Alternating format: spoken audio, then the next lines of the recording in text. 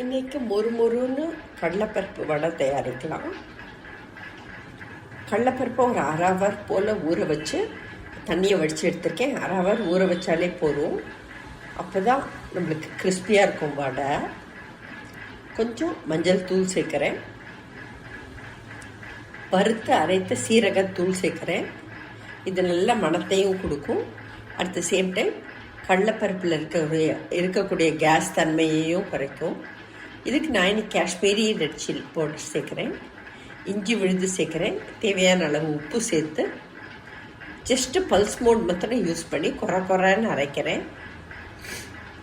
அரைச்சதான விழுதுக்கு கருகப்பிலை பொடி சேர்த்துட்டு இதை வடையாக ஷேப் பண்ணி எண்ணெயில் போட்டு எடுத்தோம்னாக்கா மொறுன்னு நம்மளோட கடலைப்பருப்பு வடை ரெடி.